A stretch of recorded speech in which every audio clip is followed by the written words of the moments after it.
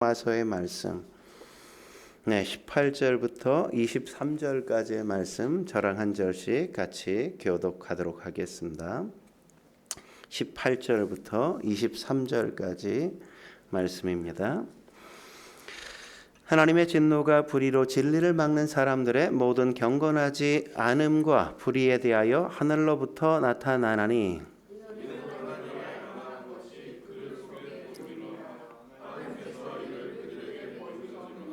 창세로부터 그의 보이지 아니하는 것들 곧 그의 영원하신 능력과 신성이 그가 만드신 만물에 분명히 보여 알려졌나니 그러므로 그들이 핑계하지 못할지니라.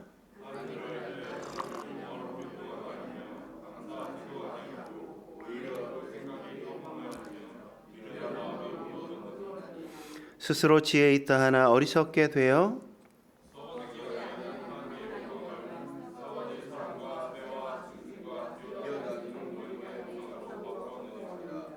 아멘. 네. 오늘은 믿음의 선택, 알면서 하나님을 거부하지 말라는 주제로 하나님의 말씀 함께 나눌까 합니다. 여러분, 우리가 뭘 믿죠? 우리가 하나님이 계신 걸 믿는 거죠, 그죠? 하나님이 계신다는 걸 믿어요. 그리고 뭘 믿습니까? 우리가 창세기 1장 1절을 믿는단 말이죠. 창세기 1장 1절이 뭐죠? 태초에 하나님이 천지를 창조하시니라. 창세기 1장 1절을 믿게 되어지면 나머지는 자연스럽게 다 믿게 되어진단 말이죠. 근데 이걸 모든 사람이 다 믿냐? 그렇지 않단 말이죠. 우린 믿지만 믿지 않는 사람들도 있어요. 왜 안 믿을까요? 몰라서 안 믿을 수 있지만 성경은 그걸 알면서도 안 믿는다 이렇게 이야기한단 말이죠. 그럼 우리가 믿는 근거는 뭡니까? 왜 우리가 믿는 거죠? 하나님이 창조하시는 걸 본 사람이 있나요? 봤다 그러면 그 사람 잘 돌봐줘야 돼요. 위험하단 말이죠. 없어요, 본 사람은. 그런데도 우린 믿는단 말이죠. 우리가 믿는 이유가 뭡니까? 성경이 말하길 하나님이 천지를 창조하신 증거가 있다 이렇게 이야기한단 말이죠. 성경이 하나님이 창조하신 증거가 있다 이렇게 말하기 때문이에요. 그 증거가 뭐라고 이야기합니까? 생명체가 그 증거다. 창조의 증거다 이거죠. 19절 말씀에 뭐라고 얘기합니까? 이는 하나님을 알만한 것이 그들 속에 보임이라 이렇게 얘기하잖아요. 그죠? 하나님을 알만한 걸 우리 속에 두셨다 이런 거죠. 그리고 뭐라고 얘기합니까? 하나님께서 이를 그들에게 보이셨느니라 이렇게 얘기하죠. 그리고 20절에 보면 같이 읽겠습니다. 20절 시작. 창세로부터 그의 보이지 않은 것들 곧 그의 영원하신 능력과 신상이 그가 만드신 만물에 분명히 보여 알려졌나니.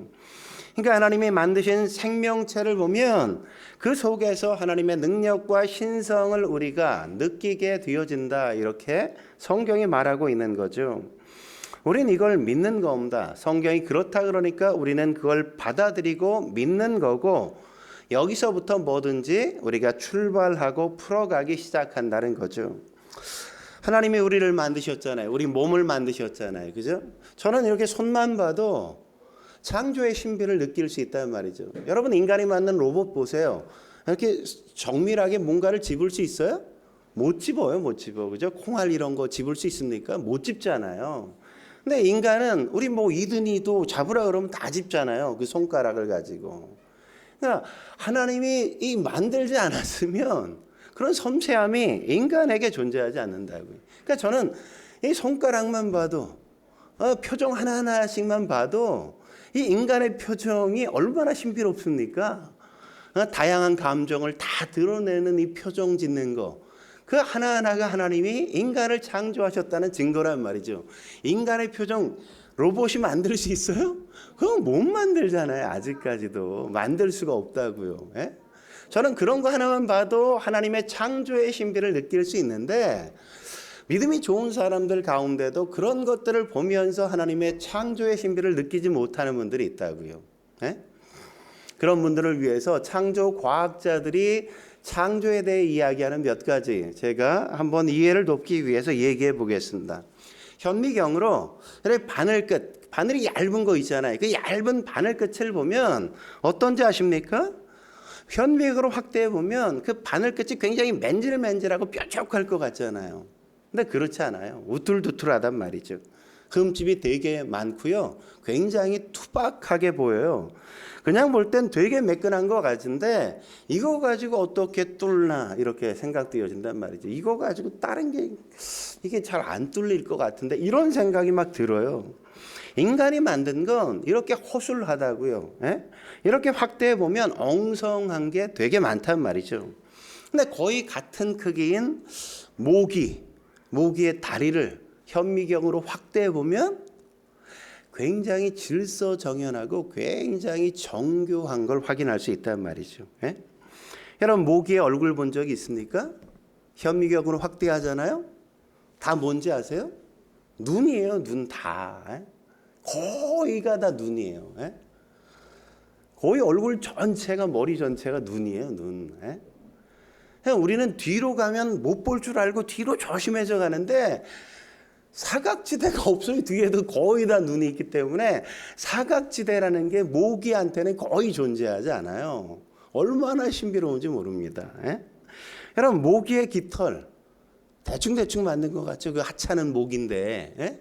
그렇지 않습니다. 섬세하게 이중 구조로 되어 있는 게 모기의 깃털이라고요. 여러분 더 신비로운 게 뭔지 아십니까? 모기의 발에도 발톱이 있어요. 그 조그만 그 얇은 그 모기에게도 발톱이 있어. 예? 갈고리가 3개가 딱 있어요. 예? 그래서 모기는 거꾸로 이렇게 잡고 있어도 안 떨어지는 이유가 그 갈고리로 다 잡고 있기 때문에 떨어질 수가 없는 거예요. 얼마나 신비로운지 모릅니다. 이렇게 하나님이 만드신 생명체를 보면 볼수록 놀랍고 보면 볼수록 신비롭고 그렇단 말이죠. 절대 허술하지가 않아요. 확대하면 확대할수록 허접할 수 있을 것 같은데 전혀 허접하지가 않습니다. 아주 정교하고 질서정연하다고요. 이걸 보면 누군가 설계하지 않았으면 이렇게 나올 수 없다는 생각을 자연스럽게 할 수밖에 없단 말이죠. 이게 작아지면 작아질수록 놀라운 세계가 그 속에서도 있고 그것으로 끝나냐? 커질 때도 마찬가지예요. 여러분 지구가 어느 개에 속하죠? 태양계에 속하죠. 태양계는 어느 개에 속해요? 은하계에 속하잖아요. 그죠? 은하계의 별이 몇 개인지 아십니까? 예? 별이 그냥 1000억 개예요. 1000억 개. 은하계가 별이 1000억 개. 그러면 그런 은하계가 몇 개 있을 것 같아요? 예? 그런 은하계가 1000억 개가 있어요, 지금. 예? 1000억 개가. 예? 그러니까 이 상상할 수 없는, 예? 놀랍잖아요, 그죠? 은하계가 1000억 개라는 게. 그러니까 그 은하계의 태양계의 그 지구라는 별에, 예? 그 눈곱만큼 되는 나라에, 예? 거기 사는 나는 먼지조차도 아닌 거예요. 먼지조차도 우리는. 예? 놀랍지 않습니까? 얼마나 대단해요. 예? 이렇게 커지면 커질수록 놀라운 세계가 있고 작아지면 작아질수록 그 속에도 뭐가 있어요? 놀라운 세계, 경이로운 세계가 있단 말이죠. 우리가 이걸 보면서 2가지 믿을 수 있는 거죠. 어떻게 믿을 수 있어요? 그냥 우연하게 그냥 만들어진 거야. 이렇게 믿을 수도 있고 야, 이건 누가 설계하지 않았으면 이건 존재할 수 없는 거야. 하나님이 창조하셨어. 이렇게 믿을 수도 있는 거란 말이죠. 여러분 인간의 몸에도 설계도가 있다고 이야기하지 않습니까? DNA가 설계도라 그러잖아요. 그래서 예전에 게놈 프로젝트 뭐 이런 거 나오지 않았습니까? 모든 생명체는 다 설계도가 있다는 거잖아요.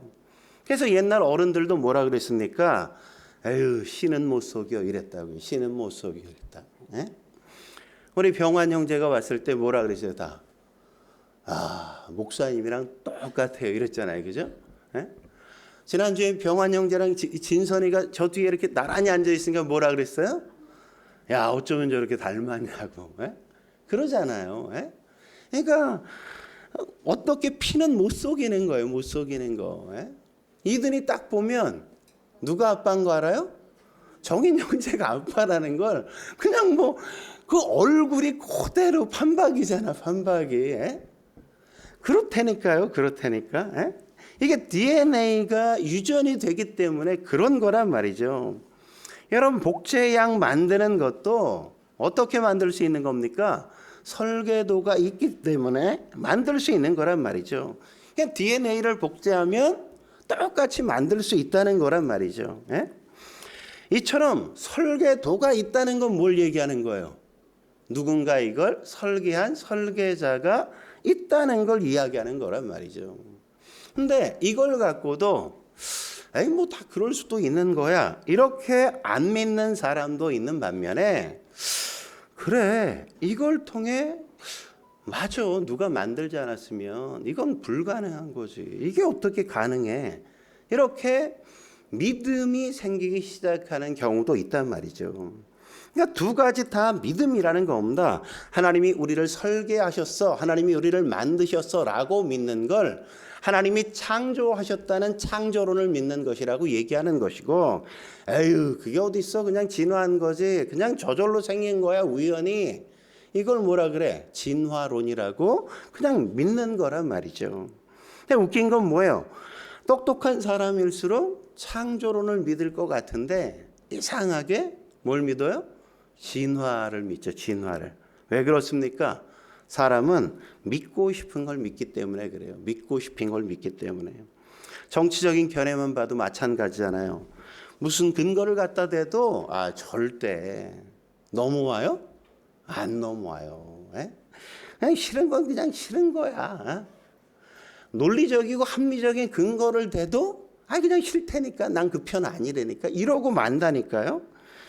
여러분, 물건 살 때도 마찬가지잖아요. 예? 의선이한테 야 이거 좋아 보이는데, 의선이 절대 제가 좋아 보인다는 거 안 사요. 지가 사고 싶은 거 사지, 제가 좋아 보인다고 아무리 해도 소용없어. 자기가 사고 싶어야 사지. 인간이 그렇다니까요. 마음이 구부러져 있다고요. 구부러져 있다고. 예? 그래서 인간은 되게 합리적으로 판단한다고 말하지만 합리적인 판단을 하지 못하는 존재란 말이죠. 그래서 성경은 진화라는 게 되게 엉성한데도 그걸 믿는 것도 믿는 거라고 이야기하고, 하나님이 창조하는 걸 믿는 것 역시도 믿는 거라고 이야기한다니까요. 바울도 오늘 그 얘기하는 겁니다. 다 같은 믿음인데 사람들은 하나님이 계신다는 걸 안 믿는다는 거죠. 안 믿는다는 거. 왜요? 하나님이 싫으니까. 그래서 안 믿기로 한다는 겁니다. 하지만 마음을 열면 부드러운 마음으로 하나님을 믿고 의지하고 그러고 나가다 보면 자꾸만 하나님이 계신다는 증거가 계속 보이기 시작하고 내 마음에 생기기 시작한다고요. 이걸 내적 체험 이러잖아요. 예? 저도 목사니까 하나님이 나를 돌보시고 하나님이 계신다는 증거를 얼마나 많이 경험했겠습니까? 예? 그런 확신이 얼마나 많았겠어요. 예? 그러니까 믿음이 점점 더 강화될 수밖에 없는 거죠. 그런데 이걸 한번 무시하기 시작해. 그럼 마음이 어때? 강팍해지기 시작하죠. 완악해지기 시작해요. 나중엔 생각하는 것도 싫어지게 되는 겁니다. 그래서 떠난단 말이죠. 떠나는 거. 근데 저처럼 내적 체험을 가진 사람이 되게 많아요. 그러니까 그런 사람은 다르게 행동하기 시작하죠. 예전에 우리가 지구촌 교회 수지 성전에 있을 때, 수지 성전만 있을 때, 그때 청년들이 저 서울에서 근무하고 오는데, 사실 금요 기도에 오는데 어땠냐면 수지, 여기 미금에서 수지 성전까지 들어가는 길만 꽉 막혀서 거기까지만 해도 40분 이상 걸렸어. 버스를 타고 들어가는 데만. 근데 서울에서 내려오려면 1시간 반에서 2시간 걸리거든요. 근데 서울에서 그 시간 들여서 들어오면 금요 기도회가 거의 끝나기 30분 전이야. 우리 설교 끝나고 이제 마지막 찬양 부를 때, 개인 기도 들어갈 때, 요때 도착해 들어오면. 네? 서울에서 퇴근하고 막 빨리 와도. 여러분 그러면 어떻게 해야 돼? 이성적으로, 합리적으로. 그럼 뭐 가까운 교회 가서 기도에 참석하든지. 아유 뭐 그렇게 늦게 갈 거야. 뭘 가, 그냥 가지 말지. 여러분 대부분 그러잖아요, 그죠? 근데 걔네들은 꼭 와. 와가지고 마지막 30분 기도하고 그러고 너무 기뻐서 이렇게 평안하게 간다고요. 예? 그게 걔네들에게는 너무나 당연한 거야. 예? 하나님의 교회에 와서 내가 기도하고 간다는 거. 그게 당연하다고. 근데 웃긴 건 뭐예요?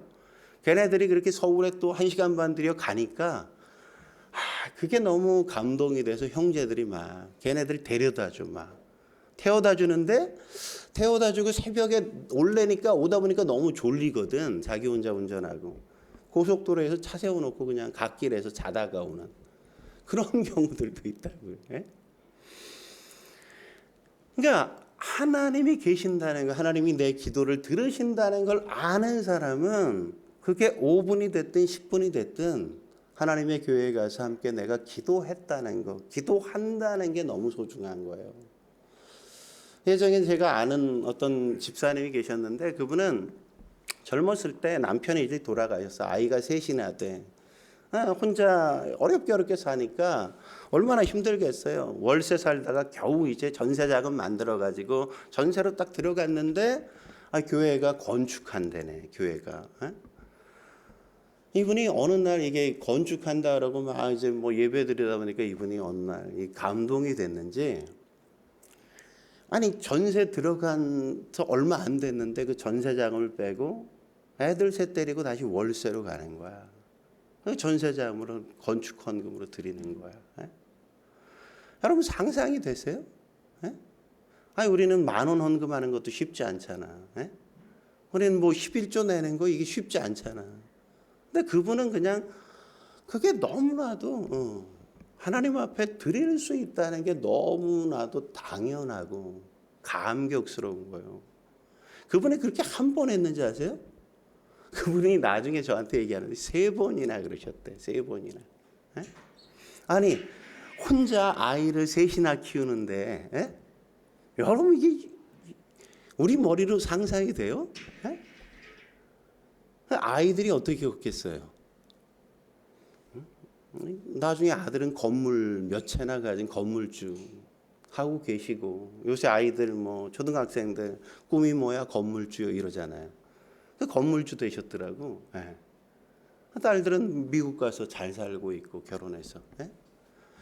그분이 교회에서 뭐 하시는지 아세요? 그 교회 청소하셔요. 바닥을 맨발로 여름에 땀 흘리면서 자기 안방 닦는 것처럼 걸레질을 무릎 꿇고 그렇게 닦으시는 분이에요. 뭐 한 100평짜리 한 3층을 다 그렇게 청소하시는 분이야. 근데 다른 성도들 앞에 비굴 하지 않습니다. 내가 교회 청소한다고 비굴 하지 않아요. 목회자한테 뭐 비굴한 적이 없어요. 제가 전도사인데도 야 정수야 막 이래. 집사님이 담임 목사님 외에는 다 그냥 뭐 당당하죠. 영화 보시고 늘 뭐 피아노 배우시고 수영 배우러 다니시고 연세가 뭐 환갑이 넘으셨는데 하고 싶은 거 다 하시고 어떻게 그렇게 할 수 있어요? 아무나 못하는 거죠. 하나님이 계신다는 걸 알고 하나님이 내 인생을 책임져 주신다는 걸 아니까 그렇게 할 수 있는 거죠. 내가 번 게 이 돈이 나의 인생을 책임진다 이렇게 생각하면 못해요. 못해. 근데 그분이 할 수 있는 이유는 뭐예요? 하나님이 내 생명의 주인이야. 하나님이 살게 하시면 살고 하나님이 그냥 오라 그러면 가면 되는 거지. 이런 마음의 확신이 있는 거죠. 그러니까 믿음이 뭐예요? 은혜의 선물인 겁니다. 하나님의 은혜의 선물이라고요. 그러니까 아무나 그렇게 믿을 수 있는 게 아니야. 하나님이 주신 사람들만 그 믿음을 갖고 그렇게 사는 거죠. 그건 흉내 낼 수 없는 거라고요. 아나니아와 삽비라 흉내 내려다가 죽었잖아요. 그죠? 흉내 낼 수 없어. 그건 하나님이 은혜로 선물로 주시지 않으면 안 되는 겁니다. 근데 여러분 에덴 동산의 아담과 보십시오. 하나님을 봤어요? 안 봤어요? 하나님의 음성 들었어요? 안 들었어요? 들었잖아요. 그래서 믿었어요? 안 믿었잖아요. 에덴 동산 믿을 수 있는 최고의 장소 아닙니까?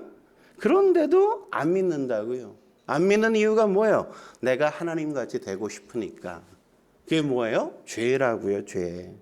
사람들은 늘 뭐라 그럽니까? 증거를 보여주면 내가 믿을게. 진짜 그래요? 아니요. 그렇지 않아요. 뭐 환경이 좋아지면 믿을게. 뭐 하나님이 내게 복 주시면, 은혜 주시면, 이 문제 해결해 주시면 내가 잘 믿을 거야.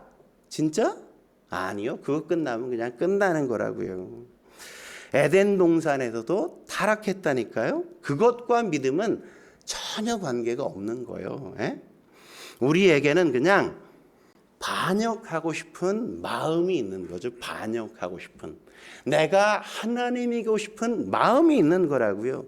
내 위에 누군가 존재하는 자체가 너무 싫은 거야.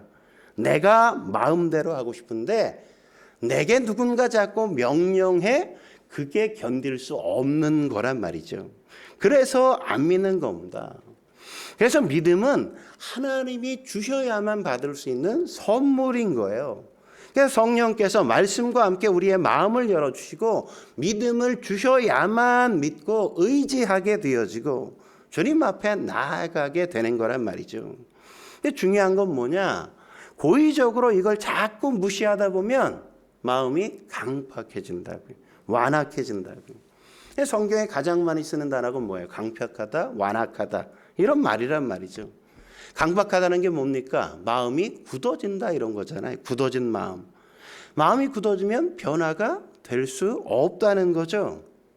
그냥 그렇게 살다가 그렇게 끝장나버리고 만다는 겁니다. 그래서 부드러운 마음을 갖는 게 굉장히 중요한 겁니다. 부드러운 마음은 하나님께서 우리에게 말씀을 주셨을 때 그 작은 단서가 마음을 열게 만들고 그렇게 나를 살게 만들도록 열어주는 거란 말이죠. 그러면 그 다음부터 다른 사람이 느끼지 못한 확신을 갖게 되어지고 증거를 얻게 되어지고 그러면서 더 강한 믿음의 사람으로 우리가 자라나게 되는 겁니다. 여러분 요한복음 12장에도 보면 그런 말씀이 있지 않습니까? 어느 동네에 가서 표적을 굉장히 많이 행했어요. 그래서 37절에 뭐라 그래요? 요한복음 12장 37절. 이렇게 많은 표적을 그들 앞에서 행하였으나 뭐예요? 그들이 믿지 않았다고. 아니 내가 기적을 보여주면 믿을게 이러잖아. 근데 안 믿는다니까 그래도. 그러면서 뭐라고 얘기합니까? 39절에 보면 이렇게 얘기하죠. 같이 읽겠습니다. 시작. 그들이 능히 믿지 못하는 것은 이 때문이니 그들의 눈을 멀게 하시고 그들의 마음을 완고하게 하셨으니. 그들의 마음을 완고하게 하셨기 때문에 보기는 보아도 보지 못하고 듣기는 들어도 듣지 못하는 일이 벌어진 거다 이거죠. 완악함 뭐예요? 마음이 굳어진 거, 닫혀진 거, 그거란 말이죠. 그래서 애굽의 바로가 그랬잖아요. 하나님이 10가지 재앙을 막 일으킴에도 불구하고 끝내 믿지 않죠. 그죠? 그래서 그냥 거절하다가 가는 거잖아요. 그러니까 바로가 멀리 있지 않아요. 내 안에 있단 말이죠. 그러므로 하나님께서 일하시는 걸 한 번, 두 번 거절하기 시작하면 우리도 쉽게 무너질 수 있다는 사실을 우리가 명심해야 돼요. 인간이 그런 존재라고요. 그렇다면 하나님을 거부하는 사람들의 특징 뭐냐? 첫째로 정신없게 막 행동한다는 겁니다. 여러분 성경의 존재는 일단 하나님이 계신 걸 모른다가 아니라 다 안다는 걸 전제로 시작한다고요. 사람들은 하나님이 계신다는 걸 다 알아요. 근데 아는데 하나님이 계신다는 걸 안다고 말하기 싫으니까 그걸 거부한다고요. 몰라 난 이렇게. 그런 사람들의 극단적인 행동주의로 자꾸만 가게 되는 겁니다. 그런 사람들이. 그래서 믿지 않는 사람들을 보면 하나님에 대한 것에 대해서는 엄청 따져요. 엄청 따져. 무지하게 따진단 말이죠. 어디 계셔? 한번 증거를 대봐. 뭐가 하나님이 계신다는 거야? 어마어마하게 따진단 말이죠. 하나님을 공격할 때는 그렇게 논리정연할 수가 없어. 그런데 자신에 대해서는 너무 무모하게 관대하지 않습니까? 하나님에 대해 정교하게 논리정연하게 따지는 것처럼 자기를 이렇게 살피면 대단한 존재가 될 텐데 하나님에 대해서는 그렇게 정교하게 따지면서 자기에 대해서는 그냥 놔버려 막 행동한다고. 예? 그러니까 보세요. 술을 왜 그렇게 마셔? 예? 아니 도박은 왜 그렇게? 아니 씀씀이를 보면 이해를 할 수가 없어. 예? 예? 사는 걸 보면 아니 어떻게 저렇게 살지? 인생이 굉장히 혼란스럽고 막 그런다고요. 예? 몰라서 그래요? 다 알아. 배웠어. 배운 대로 살아. 배운 대로 안 살아. 몰라서 그렇게 행동해? 아니 알면서도 그냥 내가 편한 대로 그냥 막 행동하고 살아가는 게 인간의 모습이잖아요. 그냥 뒤죽박죽이죠. 자기의 삶에 대해서 그래서 누군가 뭐 이렇게 물어보는 거 별로 좋아하지 않아요. 예? 왜 마약해? 이러면 싫어하잖아요. 그죠? 예. 성도들도 마찬가지죠. 그렇지 않습니까? 믿지 않는 사람과 결혼하잖아요. 그런 경우에 자기가 그거 해야 되는 거 해야 된다 하지 말아야 된다를 알아요 몰라요? 교회 웬만큼 다녔으면 다 알아. 예? 믿지 않는 사람과 결혼하지 말라고 성경에 나온 거 다 안다고. 예? 들어봤다고. 근데 그런 사람이 믿지 않는 남자와 결혼하기로 생각했어. 그럼 와가지고 목사님 제가 결혼하려고 그러는데 믿지 않는 남자예요. 이렇게 와서 상의할까요? 안 할까요? 안 해. 왜? 반대할 거 뻔히 아니까 얘기 안 해. 사람들한테도 얘기 안 해. 교회 성도들 형제자매한테도. 왜? 뻔히 사람들이 이렇게 아유 왜 그래 믿는 사람이랑 결혼하지 사귀지 이렇게 얘기할 걸 아니까 안 한단 말이죠. 잘 주변에도 안 하려. 형 결혼만이 아니라 하나님의 말씀에 불순종할 때 모든 경우에 다 그런다고요. 예? 몰라서야? 아니 알면서도 그렇게. 근데 그렇게 하면 안 되는 줄 알면서도 하니까 그럴 땐 어떻게 행동해? 굉장히 빠르게 결정하고 그냥 막 질러버려. 예? 이유가 뭐예요? 그게 불순종의 특징이기 때문에 그런 겁니다. 로마서 3장 15절에서 18절에 그렇게 말씀하잖아요. 같이 한번 읽어볼까요? 시작. 그 발은 피 흘리는데 빠른지라 파멸과 고생이 그 길에 있어 평강의 길을 알지 못하였고 그들의 눈앞에 하나님을 두려워함이 없느니라. 그 발은 피 흘리는데 뭐예요? 빠르다니까 엄청. 예? 뭐가 있다는 거 알아? 파멸이 있다는 거 알아. 그렇게 가면 고생한다는 거 알아. 그런데도 내 감정이 내가 지금 그거 하고 싶거든. 예? 내일 출근해야 된다는 거 알아. 근데 오늘 밤에 게임하는 거 한 번 시작했으면 끝을 봐야 돼. 그렇지 않아요? 예? 우린 그런 존재라니까 그런 존재. 예? 불순종할 때 보면 절대 사람들에게 상의 안 해, 얘기 안 해, 물어보지 않아. 굉장히 빠르게 그냥 막 질러 버린다고. 예? 내가 얼마 없어. 오늘 이렇게 돈 쓰면 안 돼. 근데 그 순간 뭐 내일 뭐 먹을까, 먹을 게 있나 없나, 돈 쓸 데가 어디 있나 이런 거 계산 안 해. 그냥 질러 버리고 보는 거야.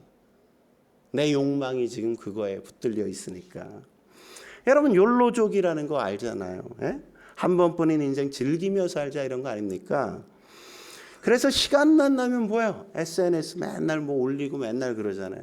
맨날 어디 구경 다니고 사진 찍고 뭐 맛집 찾아다니고 뭐 어디 맛집 있다 그러면 나도 안 가면 굉장히 루저가 된 느낌을 갖고 그지 꼭 가서 찍어봐야 돼 거기에.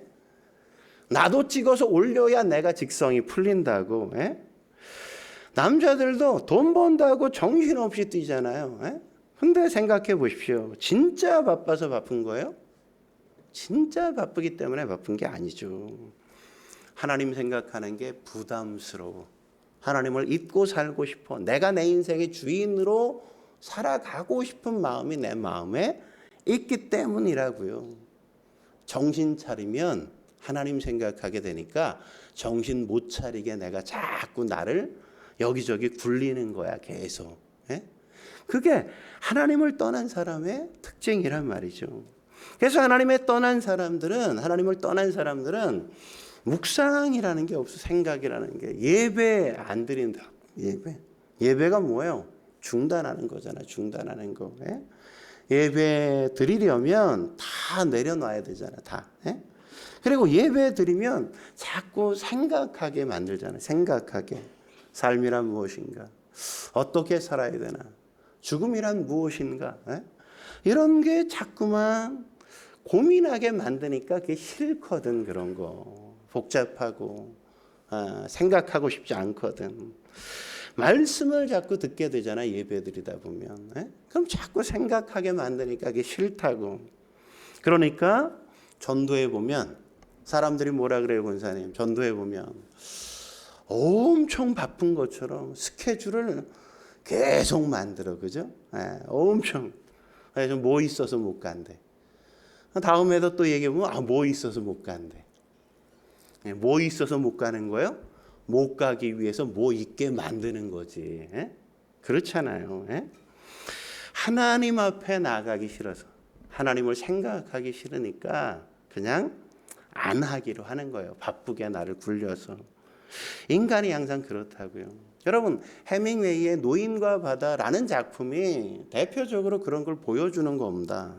주인공이 얼마나 능력이 있어요. 인간의 이상향 같은 존재가 바로 해밍웨이의 그 주인공 아닙니까? 노인과 바다의 그 주인공이 어떻게 해요? 조그만 조각배 태고 TV론이라는 그 청새치를 잡잖아요. 대단한 거 아닙니까? 그냥 청새치와 씨름해 가면서 그걸 마침내 잡는단 말이죠.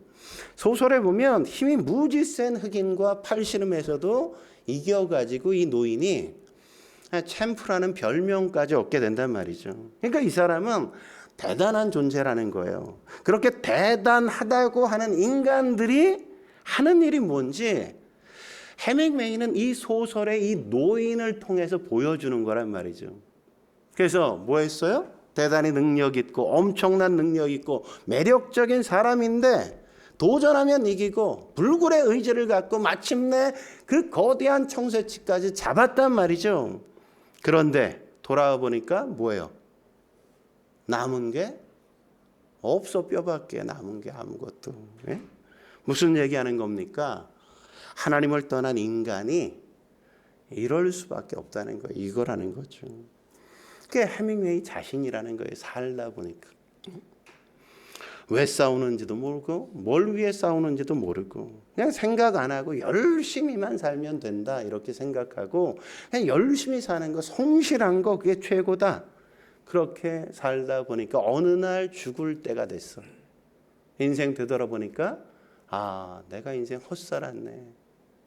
솔로몬이 그 고백하는 거 아니에요. 내가 헛되고 헛되니 모든 게 다 헛되도다. 예?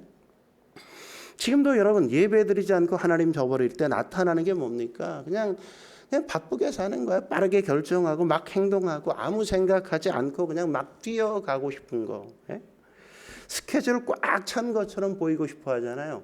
왠지 스케줄 비워놓으면 사람들에게 굉장히 루저처럼 보일 것 같아서. 예? 이게 해밍웨이의 노인과 바다에 나오는 그 노인 아닙니까? 다 헛된 거란 말이죠. 여러분, 신앙은 뭡니까? 신앙은 굉장히 수동적인 거예요. 수동적인 거. 패시브한 거라고요. 어느 정도까지 패시브하냐? 패션이 될 때까지 패시브하다고요.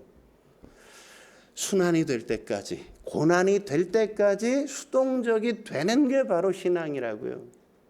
그래서 기다리다가 마침내 하나님이 우리의 삶에 개입하시고 우리의 인생을 인도하시는 걸 경험하는 거라고요.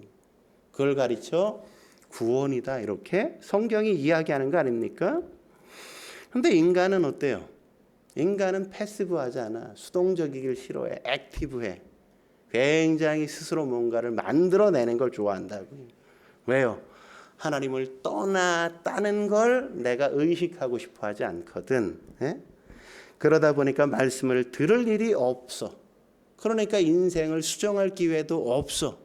내가 잘못한 걸 돌이켜 회개할 수도 없게 되어진다고요. 그러다 보니까 그렇게 살다가 그렇게 갈 수밖에 없는 그게 인간의 한계인 거죠. 한 걸음 더 나아가 하나님을 거부한 사람들의 특징이 뭡니까? 우상들을 숭배하게 된다는 거죠. 하나님이 계신 걸 알거든요. 그런데 그걸 일부러 숨기고 싶어해. 그래서 만든 게 뭐야? 우상이라는 거죠. 오늘 23절에 그렇게 말씀하잖아요. 23절 같이 읽겠습니다. 시작. 썩어지지 아니하는 하나님의 영광을 썩어질 사람과 새와 짐승과 기어다니는 동물 모양의 우상으로 바꾸었느니라. 하나님의 영광을 뭐로 바꿨어요? 우상으로 바꿨다고. 우상으로. 우상도 뭐로? 사람, 새, 짐승 기어다니는 그런 것들로 바꿨다 이렇게 얘기하잖아요. 그러니까 인간에겐 기본적인 하나님의 자리가 있거든. 인간의 내면엔 하나님이 계신다는 걸 아니까 하나님의 자리가. 종교성 이렇게 이야기하잖아요. 하나님이 계신 걸 알면서 일부러 내가 거부하고 제거해 버리니까 마음이 자꾸만 메마른다고. 메말라. 인간이 자꾸만 그렇게 마음이 메마르니까 그 빈자리를 뭐 채워야 될 거 아니야. 그걸 만든 게 뭐? 우상이라고. 우상. 인간이 되게 웃기잖아요. 자기 마음대로 자기가 열심히 살면 될 거라고 막 열심히 살기로 했어. 그러면 끝까지 열심히 살아야 되는데 열심히 살지 않아. 그러면 내가 한계가 있다는 걸 알면 내가 열심히 살아도 안 되는구나. 그럼 하나님 앞에 나가야지. 이렇게 정직하게 인정하고 하나님 앞에 돌아오면 좋은데 자존심이 상하거든. 하나님 앞에 돌아오는 게. 그러니까 어떻게 해? 우상 만들고 거기 가서 우상을 섬긴다고요. 그게 가짜라는 거 알까 모를까? 알아. 내가 만들었으니까. 아는데 거기 가서 위안 받으려고 한단 말이죠. 여러분 우상의 특징이 뭡니까? 우상의 특징. 컨트롤이 가능하다는 거잖아요. 내가 컨트롤이 가능하다는 거. 하나님은 어때요? 컨트롤이 돼요? 안 돼요? 안 되죠? 안 돼. 하나님은 내가 컨트롤할 수 없어. 하나님의 말씀은 내가 듣고 순종해야 되는 거고, 우상은 뭐가 돼? 내가 내 마음대로 할 수 있거든. 여러분 점집 가보셨습니까? 점집 가면 우리가 마음대로 하잖아요. 여러분 점집 가보세요. 점집 가서 한 100만 원 주잖아요. 그럼 만사형통이야. 5만 원 주잖아요. 만사허사예요. 만사허사. 5만 원 가지고는 안 된대. 한 30만 원 주잖아요. 그럼 뭐 적당히 되고 적당히 안 돼. 뭐 굿도 마찬가지야. 뭐 한 1억 주면 만사형통이래. 굿하면. 근데 뭐 한 100만 원 준다고 굿해달라 그러면 뭐 본전도 안 나는데 뭐 아무것도 안 된다고. 그냥 뭐예요 다. 돈 주고 그냥 위안 얻겠다 이런 마음이란 말이죠. 그냥 맞지도 않아. 그죠? 우상은 뭐예요? 내 욕망의 표출이거든. 그래서 내 욕망대로 내가 우상을 만드는 겁니다. 그래서 기억해야 될 게 뭐냐면 쉬운 거 그리고 아는 것들은 대부분 가짜일 가능성이 굉장히 큰 겁니다. 우리 신앙도 자꾸만 우리가 신앙생활하면서도 자꾸 쉽게 하고 싶어 하잖아요. 그죠? 그 가짜일 가능성이 큰 거예요. 하나님이 우리에게 쉽게 그냥 신앙생활 하라고 요구하신 적 있어요? 아니죠. 근데 우리는 자꾸만 내가 쉽게 하고 싶거든. 뭐 무슨 새벽 예배를 해. 그냥 일주일에 주일 예배만 하면 되지. 아니 무슨 수요 예배 금요 기도해. 그냥 주일날 나왔으면 됐지. 내가 일 있으면 당연히 뭐 안 드릴 수도 있는 거지. 이렇게 내가 그냥 편안하게 쉽게 이거는 좀 위험할 수도 있는 거예요. 바리새인들도 자꾸 쉽게 하려고 하잖아요. 이단의 이론도 보십시오. 선명하다고 다 아는 것들이야. 거의 뭐 퍼즐 조각처럼 짝짝짝짝 맞춰줘. 쉽잖아. 하지만 성경은 쉬워요, 어려워요? 어려워요. 여러분 성경 다 이해가 되십니까? 여러분 성경이 다 납득이 되세요? 안 되잖아요. 삼위일체 이해가 돼요? 진서는 이해가 돼? 삼위일체? 고난의 섭리 이해가 돼요? 우리가 이해가 안 되잖아. 이해가. 성경은 이해가 안 되는 게 너무 많다고. 어찌 인간이 무한하신 하나님의 역사를 다 이해할 수 있겠습니까? 그걸 그렇게 내가 확인했으면 어떻게 해야 돼? 하나님 앞에 나와서 하나님 도와주십시오. 이렇게 하는 게 정상인데 그것도 잘 안 한단 말이죠. 그리고 어디로 가? 우상 만들어서 우상에게 가. 그게 아닌 걸 알면서도 그런다고요. 여러분 정찬우 씨가 하는 예전에 했던 컬투쇼 보면 레전드 뭐 이야기 뭐 이런 거 얘기하는데 되게 웃긴 얘기 하나 하더라고요. 인간이 어떤 존재인지 너무너무 잘 보여주는 거야. 어떤 사람이 사연을 보냈는데 그런 사연인 거예요.